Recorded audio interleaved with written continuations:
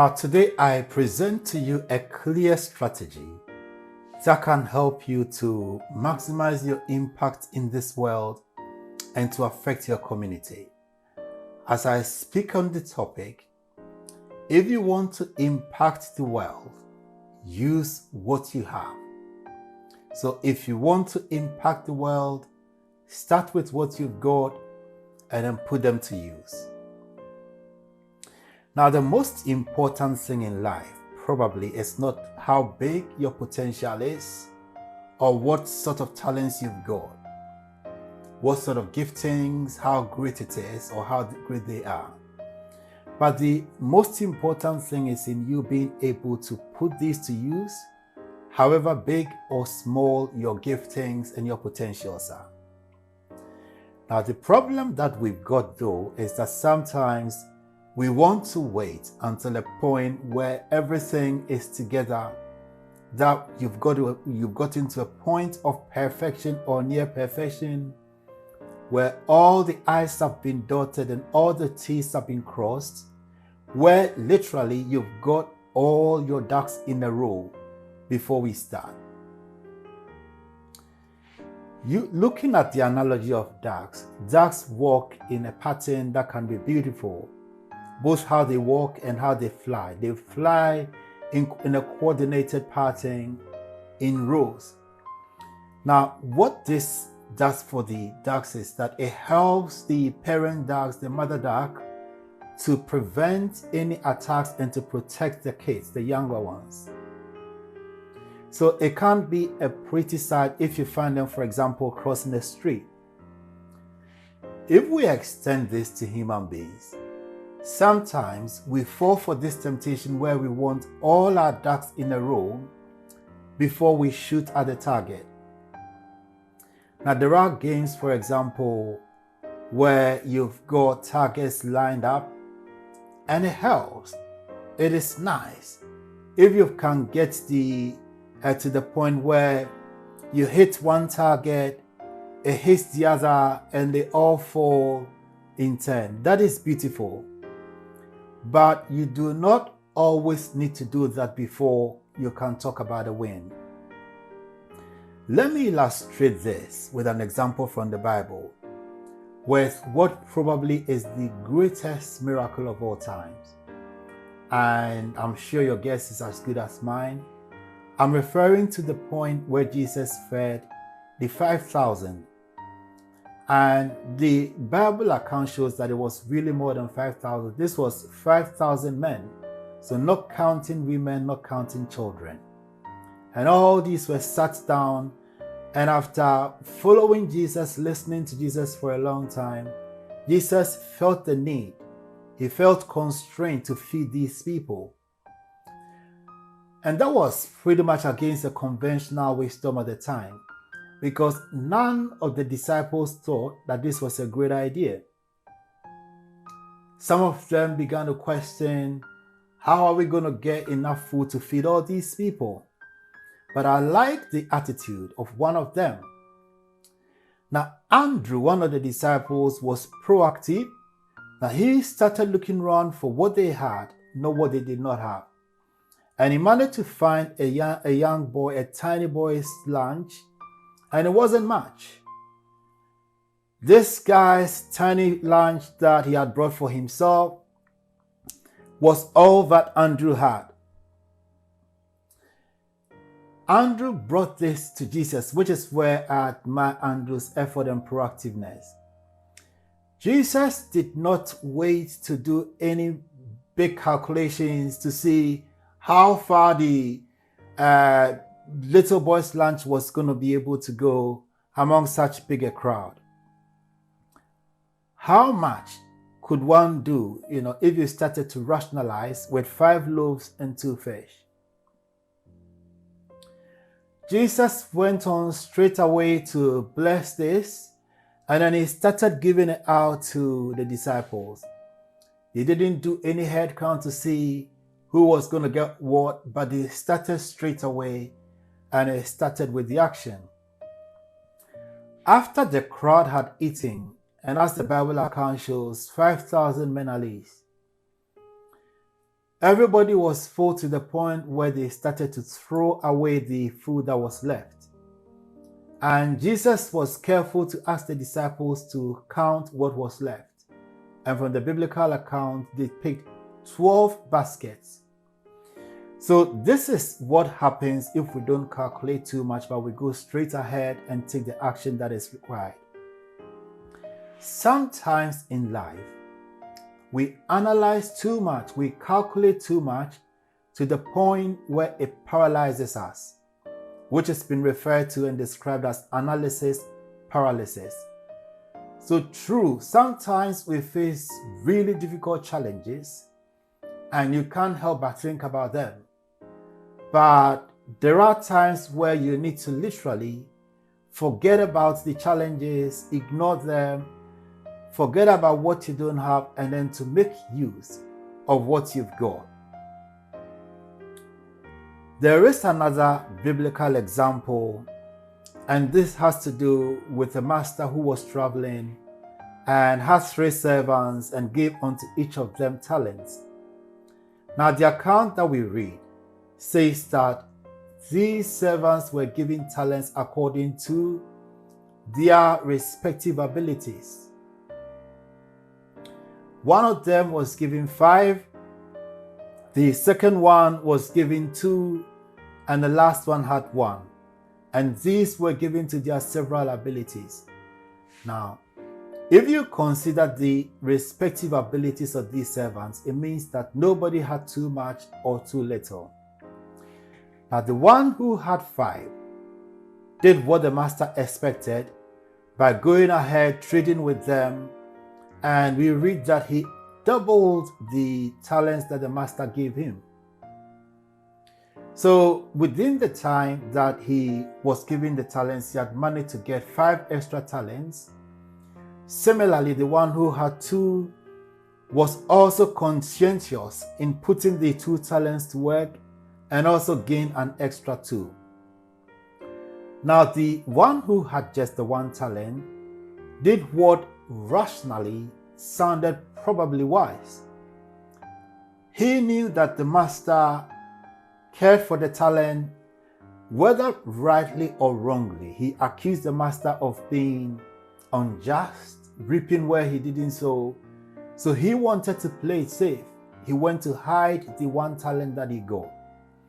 Now, when the master came, the one who got 5 extra talents was praised, huge praise and appreciation for this servant, and similarly the one who got 2. The one who was given just the 1 talent, who had looked after it carefully, making sure that he didn't lose it. The Bible teaches that the master was disappointed with him, angry with him, and he took the 1 talent away from him. So this is a typical example of use it or lose it. It is instructive to note that the first 2 servants who were praised by the master did not play it safe. They went to trade with it. Now, if you trade with something, it can go one of 2 ways. You can either gain or lose. They didn't look at the possibility of losing, but they were focused on winning, and they won. But the one who played it safe, eventually he lost. And according to the Bible, he was banished into outer darkness. Now, the application to us is that if we analyze too much and we calculate too much the potentials and the giftings that we have, the talents that the God-given talents that we liberally giving, if we don't use this, we will lose it. So that over time there will be certain abilities or capabilities that you have, that if you don't use them, you lose these. And when this happens, you are banished into the outer and fringes of life, where there is poverty amongst many other things. One of the best ways to put to use whatever talents, however small we've been given, is to put this to use by serving others, by serving society. And by this I mean that putting your talents, your abilities, your giftings, your potential to the use, to the benefit at the disposal of the society and the community around you. Whether it is a business that you are seeking to expand or whatever endeavor that you want to succeed in, you need to aim to meet the felt needs of the community around the society, the larger society around you, by deploying whatever giftings, talents, and abilities that you got. There is this sad example of graduates from university who sometimes complain of not having jobs. In some countries, graduates are noted to have formed even an unemployed graduates association. And it is such a pity that such gifted people, mostly trained with the taxpayers' money, sometimes they may pay fees, but that makes it even sadder that having invested so much in their education, whether they pay themselves, whether paid for by their parents or by the state, that such people resign themselves to the fate of waiting for somebody to employ them. I very much agree that it is a big help if you get ready employment once you leave university. But it is also possible, in the event that nothing is coming readily, that one can use the abilities, the capabilities, the knowledge that has been attained through the educational system to work. And what I'm advising is, if nobody will pay you for it, volunteer and then put your talents and abilities at the disposal of a business, of organizations around you. Very few organizations or businesses will decline the services of a young graduate who wants to work for them for free. They may not pay you straight away or immediately, but eventually, if you've done a good job, you will develop more skills and ability, probably for free. You are not being paid, but you are not being charged also for the opportunity. In the end, if you've acquitted yourself creditably and done a good job, they may choose to retain you. If you choose to move on, you've got skills for free. And if you are lucky, you might even get a glowing reference to go with you. So let us start with what we've got. Let us put it to service, the service of the people around us, the community around us. And according to L. Nightingale, in doing this, your rewards will be commensurate, will be in proportion to the service that you gave. What have you got in your hands? That is the question that we need to ask ourselves. There are so many opportunities around us that are waiting for us to put our skills, our talents, our potential to use in first meeting a need. In the process, we also develop these. I've talked about volunteering, and you can easily volunteer for a company or a business that can do with your talents and abilities. So let us look around at the society around us. Let us look at the struggling people around us. Let us look around at the reproach, the difficulties around. Rather than joining people in complaining, let's ask ourselves that what can we do? What have we got in our hands that we can use to serve our society? And remember that in doing this, your service will be proportional to the reward that you get. Sometimes we think that what we've got is small. If you look at David when he fought Goliath, Goliath was a champion. He had been a fighter all his days. David was tiny. Goliath had state-of-the-art equipment for war. David had just a sling and 5 tiny stones. However, in the midst of all the taunts that Goliath gave, David did not hold back, but he prepared one of the tiny pebbles and then he slung it. Small as it is, or small as it was able to kill and bring down the mighty Goliath. So there is a big lesson that we can learn from this small pebble that David used to kill Goliath. That whatever you call small, and however small the talents and the abilities, the giftings, however you see them, If you deploy them, you put them to use, they can bring down giants. They can bring down the Goliaths in whatever situation that you've got. Former Prime Minister of India, Indira Gandhi, said something which is so profound, and I quote, "You can't shake hands with a closed fist. You cannot shake hands with a clenched fist. If you close your fist, you cannot shake hands and make an impact." It has been said that sometimes when you meet great people, they form an impression of you from the handshake. So your handshakes have to be good, but you cannot make that first impression if your hands are clenched. So the lesson today is, if you want to be able to shake hands, you must learn to open your hands. There is a saying that you cannot get to the top by sitting on your bottom. So in life, there are so many opportunities and enough places at the top.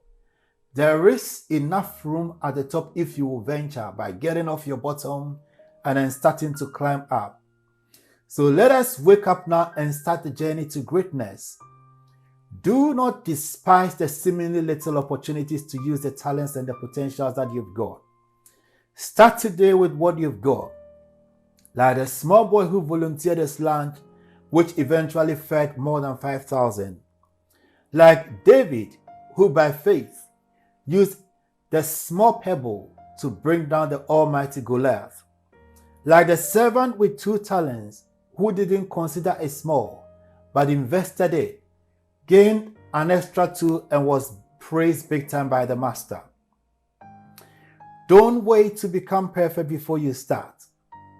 Henry Van Dyke says it so perfectly that use what talents you possess, because the woods would be very silent if no birds sang, except for those that sang best.